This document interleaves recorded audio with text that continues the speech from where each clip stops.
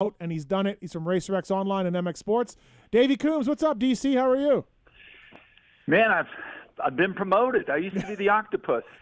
Yeah, exactly. Now you're a lobster guy. Wow. Well, congratulations on getting a schedule turned out. That must have been some work for you to figure out where and when. First of all, I am the figurehead for a whole bunch of people, led honestly by my sister, Carrie, Tim Cotter, Roy Jansen, and a bunch of other folks that have just tried everything to thread the needle and find a window that would allow us to kind of do what Feld Entertainment was able to do in Salt Lake City, but only do it in a obviously a different way, but sort of with the same challenges, the same hopes, and the same hopeful outcome. Hopefully, we'll be as successful as they were. Yeah, absolutely. Justin and I were talking before or during the show in the beginning of the show. We had heard the same thing a few weeks ago, that maybe 6 rounds at 3 tracks. Was that an option early on? Was that something that was kicked around? I had a very good friend and a team owner call me from California and suggest that we run 3 at Poway, 3 at Glen Helen, call it a season. And there were just a few things wrong with that plan. Yeah, I don't know about that one, right? Yeah. But everyone had a plan. Yeah. Everyone had an idea. Everyone had a suggestion. Everyone had a need, and also everyone just wanted to help. And I even Mr. Info and I were exchanging ideas. But at the end of the day, we needed to go to as many places as we could, and be able to commit to them and have a real good feeling that they were going to be there and they were going to be open and people are going to be able to attend at varying rates. Some races will have no fans, but they will have amateur components, so it's not like they'll be in an empty field. In some races, you would never know. Like Indiana, for instance, is pretty wide open. Millville in Minnesota Minnesota has been really proactive and really open-minded, and it's funny. Alex and Jeremy, I guess, had a hell of a battle this weekend getting ready for the Millville National by laying some whoop ass on the 250A class up there. But everyone's just excited to get going. And Justin, I know everyone in your house is probably stoked. Yeah, my parents are pumped. They're excited to go back to the races, and heck, me too. I'm excited too. Yeah. It's nice to know that we're going to be doing something. You and I have long had something in common. What's that? We have sisters that are far cooler than we are. Don't give my sister that confidence. Come on. Come on. You can't do that to me, Davey. I was driving to Indiana last year, and true story. I was driving out Interstate 70, and some tatted up, but attractive woman on a Harley with ape hangers passes me, and we're just kind of riding. I'm in my car, because I'm going to the race to work, and I get to the hotel in little Indiana, and the bike's out in front, the exact bike. I saw the license plate, and I'm like, what the heck? And then I the next morning she's getting on, and I'm like, Sam, holy smokes! Yeah, I saw you yesterday. Yeah, she's a that wild was in the middle of Ohio. Yeah. She is. Well, she lives in Ohio now. She lives in just outside Cincinnati. Yeah. Well, I enjoy working with your mom and dad, in the rig, and her as well when the outdoors start. And it'll be good to get everyone together because, we haven't had an outdoor national since last August. Yeah. And so this has got to be the longest ever. Yeah. And as much work as they are, I think I speak for the riders, the mechanics, the race staff, the sponsors, and certainly the fans. It's a lot of fun. I mean, if you're gonna punch the clock somewhere on a weekend, an outdoor national is a good place to go. And full purse, right, Davey, for the riders?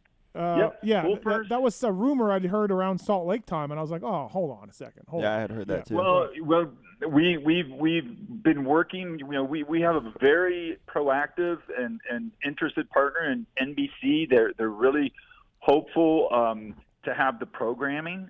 They want to have it not only for NBC sports network and NBC, but NBC Gold, and they're helping with relief for some of the promoters, especially the ones that can't have fans.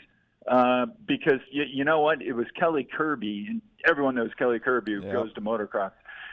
She was the one, even though she was, fighting, through her cancer treatments, and she's 100%, knock on wood, she'll be at the races, and she was in the office today, and we were all really happy to see her. That's good to hear. Yeah. But she was the one who slammed her foot down and said, "Hey, I don't want to hear any talk about no purses." And we're like, "Well, we haven't really been talking about that." And she's like, "I'm the one that has to see those riders and their parents and their families every week, and I know how much it means to them." And so Carrie Jo, made some calls and said, "Find more sponsorship, find a way. If we're going to ask these guys to go do 30+2 a couple times each Saturday, we need to pay them." Yeah. 702-586-7857. You have a question for Davey Coombs from RacerX Online, give us a call. Brought to you by roostmx.net. So the 2 races at Redbud, interesting, Saturday and a Tuesday. Should be great. I'm looking forward to it.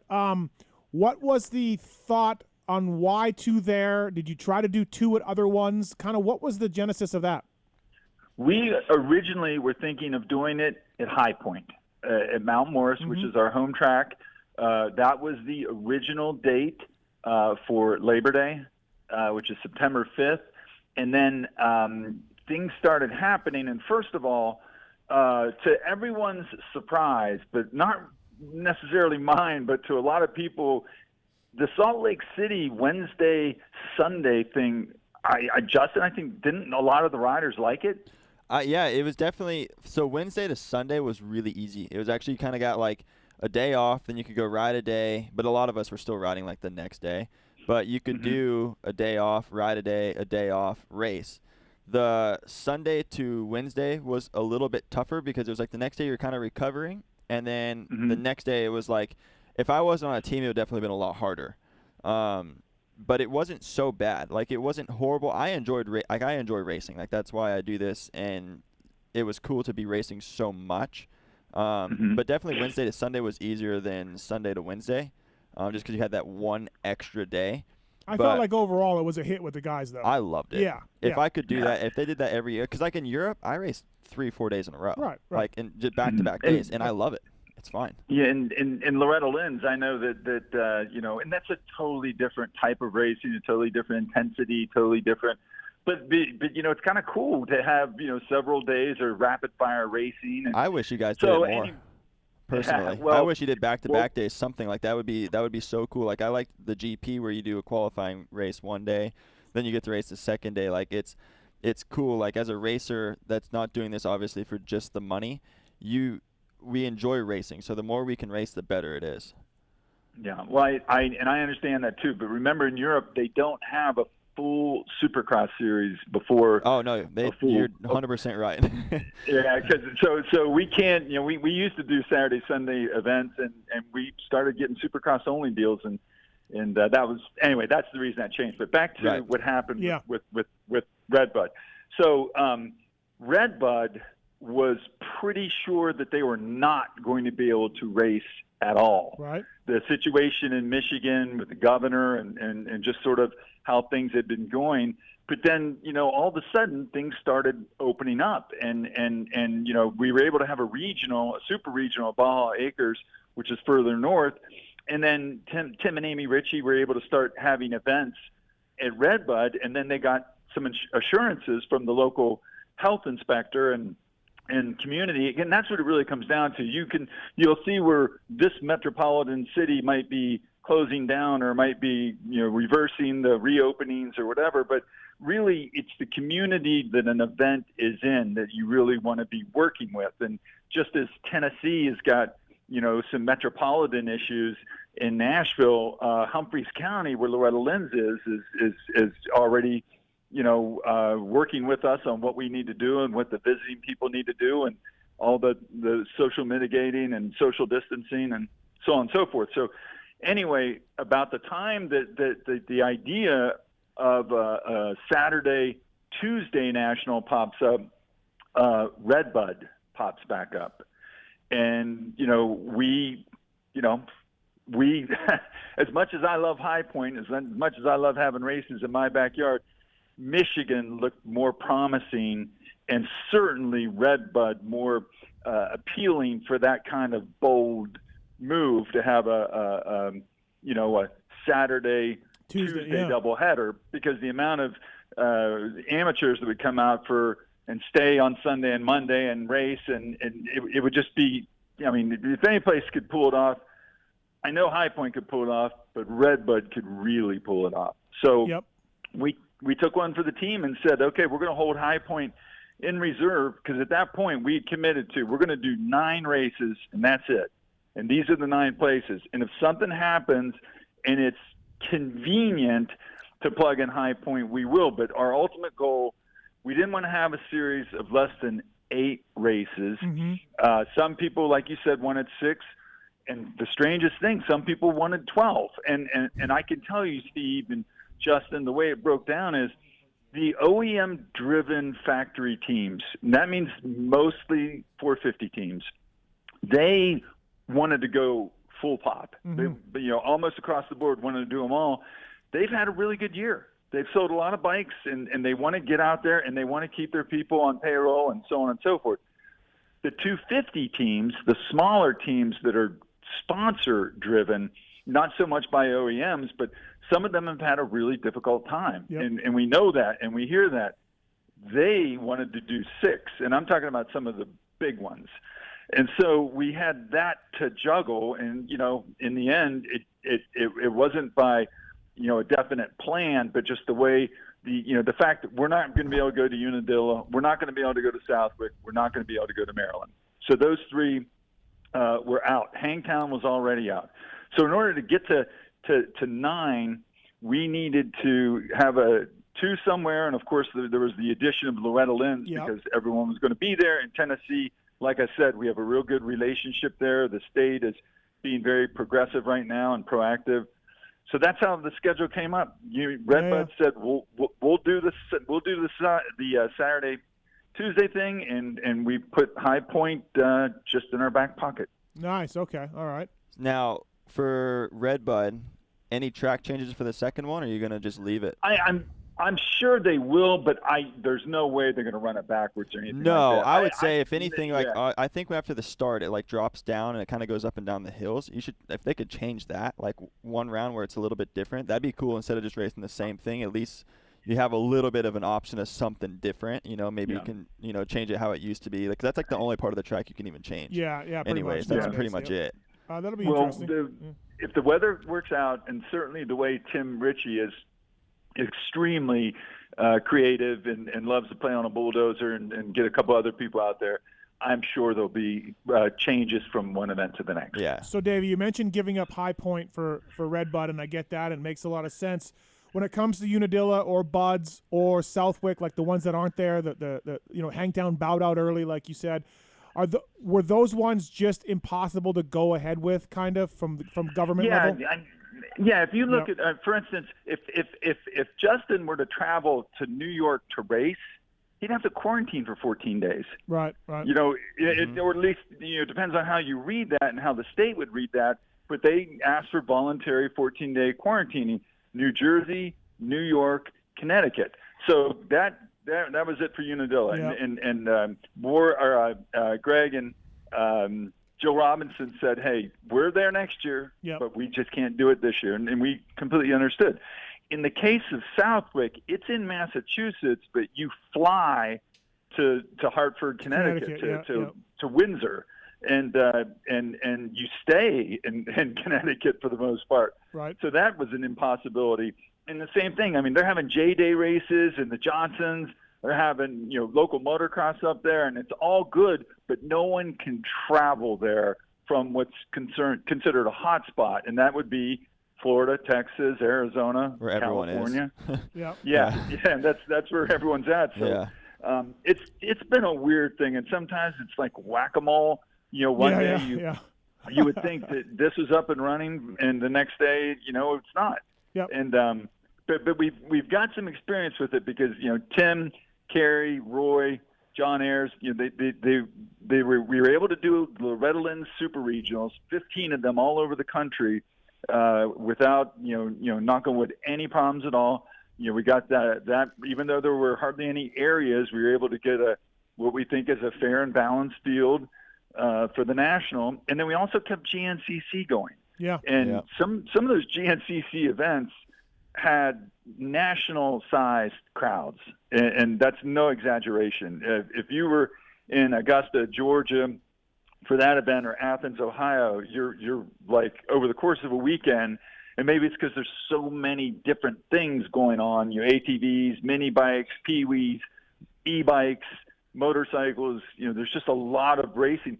We were getting like 2,000 entries across the course of a weekend, and if each of those people brought 3 or 4 with them, and then the local people come out, you're looking at a sizable crowd, but you're also on a 10-mile long track, in a massive. Out and all that. Yeah, you're out in the boonies, out in the woods, and you're social distancing anyway. Yeah. You know what's crazy is this pandemic has been terrible for so many people, and it's affected so many lives, and we see that death rate, and we see what's going on, and there are businesses that'll never recover, and all of that. And I feel for these people, and it's a terrible thing in the grand scheme of things. This has been terrible. However, the flip side of this is when you talk to some industry people at WPS or at WUSA today, or you talk to Yamaha told me TTRs and YZ's 2-strokes are gone. I tried to buy a 110, and they went from $2,500 to $4,000. Or they're sold out. This has been phenomenal for the power sports industry. And I think again, for our sport, as crappy as this whole thing is, it was actually pretty good. And dude, that's so it sucks to say, but it's just so nuts to say. Yeah, I hate saying it, but it's true. It's been a terrible price to pay, as you both said, and I as a student of history, I can't get my head wrapped around the fact that more people have died from this than the Vietnam War and the Korean War. More Americans put together. That more Americans have died from this than World War I. That's an astonishing. Especially because we're only talking about 4 months. Yeah. So that's it's no laughing matter in any way, shape, or form. The flip side is I think that when people were faced with the end of the world as they know it, a lot of them thought, well, what would I want to do? I'd want to go ride my dirt bike. Yeah. Yeah. And the funny thing, Justin, to your story about the 110, Dr. Joe, a real good friend of mine, big motocross fan, he bought his daughter a KLX and for her birthday a couple years ago. And no, I'm sorry, it was for Christmas. So it sat in the garage while she grew 4.5 inches. Yeah. In the spring, and she rode it like once. And one day, Hilton Beatty, from Thor Parts Unlimited, who lives in Morgantown and is also real good friends with Dr. Joe, goes to his house and like, what is that? And it's a brand new KLX sitting in Joe's garage. He's like, oh, that's Allie's bike. And Hilton's like, do you want to sell it? Yeah. It's insane. People are trying to sell 2005 KLX 110s for $2,600. Yeah. 2005. That's $800 bike. So I almost wonder in like 10, 15 years if we're going to see some sort of uptick in local racing from people who I know Florida racing when they are racing right now, it's pretty big. Everyone's it's crazy. Yeah, I know that Scott Plessinger, Aaron's father, has Chilitown MX in Ohio, and they had 1,200 local amateurs this weekend, which is a record for state of Ohio. Right. People want to get back to normal. Yeah. They're just like, oh well, like let's go race then if we're allowed to race this weekend. They're saying we can. Let's go. That's cool. But and Intense Bicycles sold out of e-bikes. They've got they got a bunch in. They sold them out again. I mean, I've been trying to get like parts for this bike build I've been doing, and like FMF, they have no exhaust. I'm just sitting here like that's the only thing I'm waiting on, and Lil D's like, dude, I don't have anything, and I'm like, holy cow! What if this pandemic actually gives us a huge kickstart in our sport? If that's crappy as it is, but we need it. Well, that would be a silver lining, but still, this has been a nightmare. Yeah. And definitely more of a nightmare for you guys than us. Yeah. Yeah. Well, I think that as a country, and now as a world, this thing is everywhere. Yeah. I just hope the worst of it is somehow behind us. If you're a student of history and know what really happened in 1918, with the great influenza, which was mistakenly came to be known as the Spanish influenza, because the Spanish flu, because they were the first country not fighting World War I that was affected by it, so their newspaper reporters reported on it. No one else, Everyone the else British, was busy, the, right? the English, and the Americans, and it probably started in Kansas. They never talked about it until the Spanish were talking about it and the war was winding down, and everyone's like, oh, Spain's got a problem. Yeah. But we all had a problem. And anyway, it got worse before it got better. Davey, obviously this is impossible for you to answer, but I was talking about to this the other day with somebody. Like, obviously, you never know what can happen at a government level here, but how confident are you that these 9 races happen? Like, is there one or two that you're kind of on the edge and you got permission now, but it may change, like on a scale of 1 to 100? Like, how confident are you we're going to get these in? I'm 80%. Okay. To be honest with all you. right. Yeah. And the one I have the most concerns about is the last one. Yeah, Paula. At Paula, and I had gone on record. Well, in an interview with MX Jeff over in Europe, I told him I don't see us having a national in California this year. That was back in May, I think. Right. But I didn't at that point. And California is really. I heard that Garcetti and Los Angeles did this, and Gavin Newsom up in the governor's office did that, and even though it's on what do you call it? Tribal land, yeah. And really can do whatever it wants.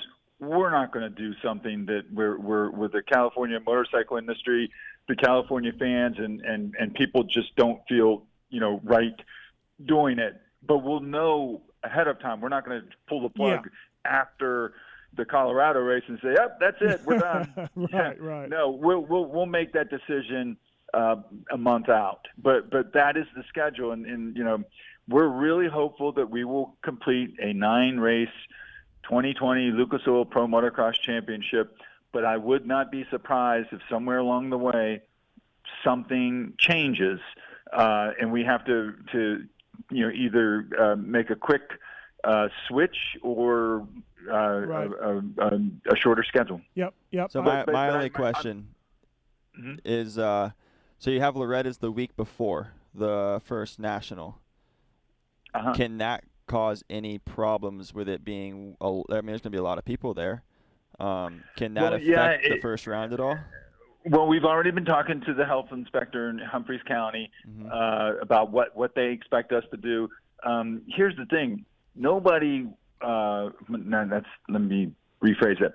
The thing is, they want the business. They want people to come. They want to continue the 39-year tradition of this event. It means a great deal to the people in that very small community. But they're going to ask us, and we are going to be adamant in telling people, if you leave the ranch, if you leave your space, if you leave your family area, put a mask on. Yeah. There's no reason, for you to go to Waverly, to Walmart, which mandatory mask anyway. Right. But we want people to be respectful of the community, be respectful of their concerns, and certainly do their part to make sure that we don't, cause any undue issues and concerns.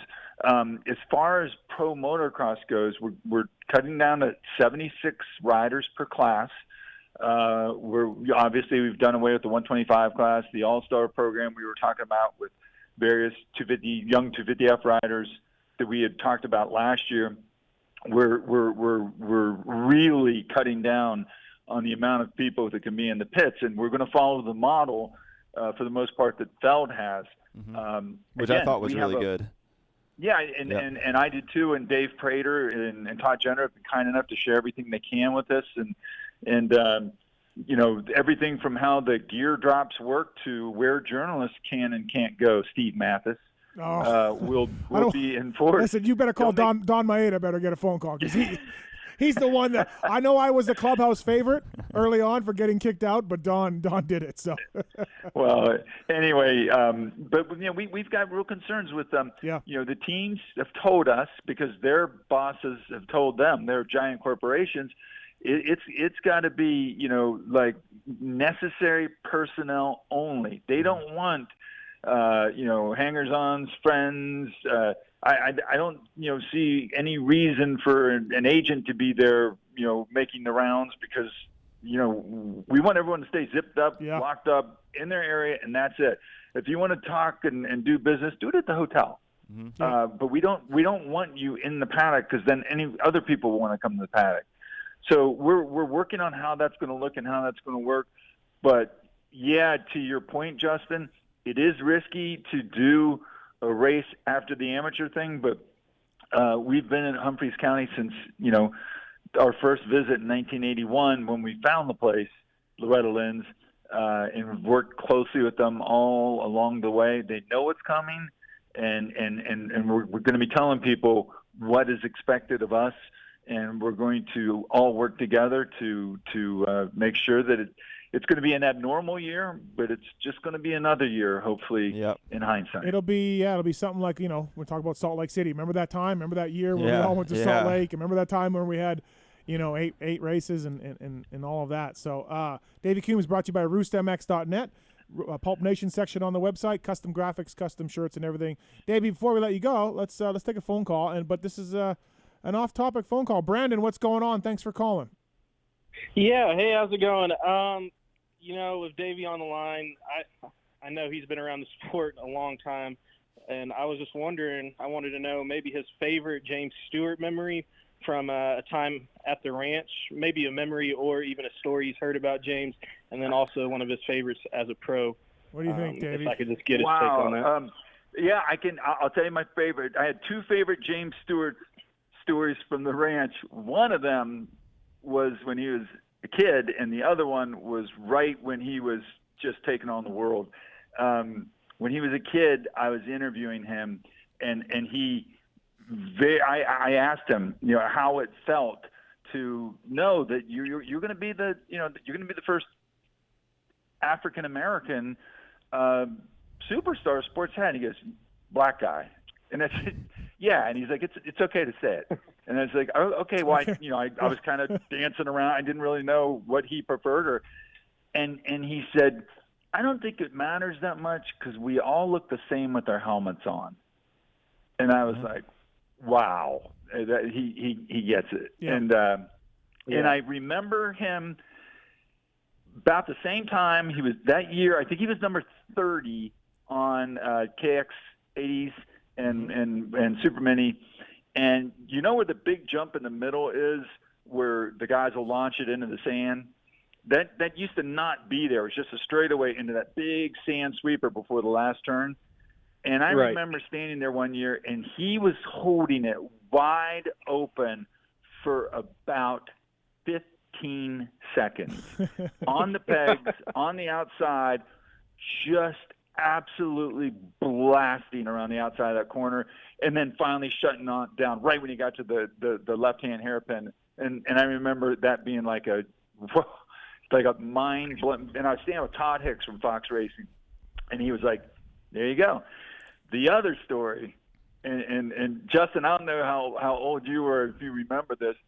In 2004, right before Believe the Hype, right before Mike Alessi I remember was going to turn pro, Ricky and James Stewart were there to do a lap, and it was like part of Fox Racing's deal, and they rode down to the starting gate.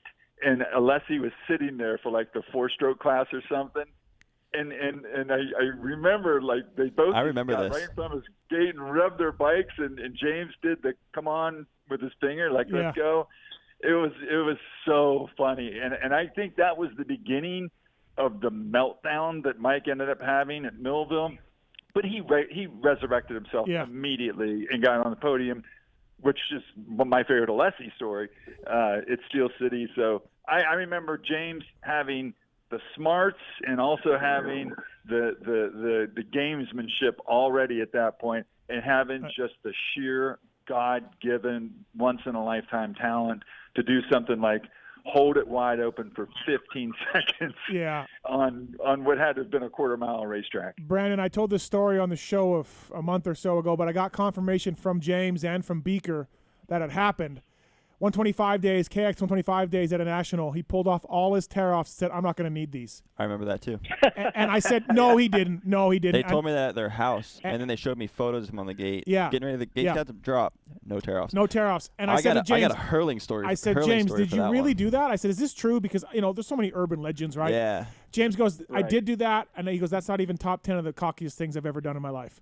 I'm like, wow. Hey, I got a quick little hurlings one. I went and did Zwaardercross in the Netherlands 2 years ago, I think it was. That's the Black Cross, that crazy race. Yeah, it's just insane. It's a festival with a little dirt bike race. Right. That's all it is. So I went over there and did that. And it was me and Malcolm Stewart were the Americans, but they had hurlings, February, all these guys there. And Netherlands, no tear-offs. So I'm like, I got there and I forgot. I'm borrowing goggles from like Covington, and Malcolm Stewart's just like, crap, I don't know what to do. So they had goggles overnighted, and everyone on the gate has roll-offs. Hurlings is sitting there with a tinted lens, no tear-offs. And this track is, they have to flood the back so nothing catches on fire. Like, it's a festival. They don't want people throwing, like, it's insane. The back is just like, you're almost riding through water because they can't have it flood back there because it goes in the woods and comes back in the sand. He's like, I remember him saying in the interview, or the podium thing, he was like, I'm just going to hole shot and win anyway, so I don't need tear-offs. Meanwhile, after the qualifying race, he left and went 5 miles down the road and did 2:30s. Next day, comes back and races 2:30s, leaves that track, goes back to two more 30s with Colton Hoff. I'm sure. Dude's an animal, but no tear-offs. So Brandon. So that's your James Stewart memories. So awesome. Yeah, I appreciate it. Steve, real quick. Thanks, Brandon. Go ahead, I was Davey. I was gonna say to what Justin was saying. I think that as a motocross fan, among the real truly amazing things I've seen, James on a 125, anytime on a 125, hurlings in the sand is just astonishing. And I remember when Jeremy first started doing the changing the way we jump in Supercross, and that immediately led to success. He was riding like a BMX rider and sort of pre-loading jumps by using his knees and then low jumping, and I remember seeing that and being like, why is this the only guy who knows how to do this? Yeah. And I had no idea that he grew up on a bicycle, and that didn't even start racing when he was 14. And there's a million things I saw Ricky and those guys do, but those three things were, are just truly otherworldly because they were so uniquely gifted in those things. Jeremy in Supercross, James on a 125, Stewart hurlings in the sand. Hurlings in the sand. Yeah. Guys like Everts, guys like Ricky, guys like John Michel, they could do anything. Yeah. But those guys could do those things better than anyone. I remember Jeremy would take off the face of a triple right beside a guy, and he'd be 4 feet lower, and you're like, what? You're like, what's happening here? Why? And he get to the ground. How did you do that? Yeah, you get to the ground sooner, and he's gone, and you're just like, how did that happen? Yeah. Like early on, everyone's like, what's going on? So I remember those days too. Well, Davey, thanks for coming on. Appreciate the information, and this is awesome. I'm glad we're going racing. It's not perfect by any means, but it's as good as it's going to get. So I'm looking forward to that for sure. So yeah, I given the circumstances, given the challenges, and given wanting to have modest expectations and not push it too hard just in case something goes wrong, I'm really happy with what everyone came up with. I assure you folks that might be listening near Hangtown, Unadilla, Southwick, Budds Creek, High Point, they'll be back next year. They'll be back on their traditional dates, and nothing. That's not going to change. But for this year, we had to get creative. We had to get risky, so to speak, and we had to pull this together and find a window. And we hope we found it. And last but not least, if you're coming to Loretta Lynn's, for either race, bring your mask, wear your mask, please. Mask up for sure. Yeah, Absolutely. keep us racing. Yeah, no, for sure. Thanks, Davey. Thanks for the time. All right. Thanks, Steve. Thanks, Justin. Take care. Yeah, we'll see you soon. That's Davey Coombs, everybody from MX Sports /RacerX, giving us the the lowdown. Wouldn't be surprised, he said, in regards to some changes to the schedule. 80% confident.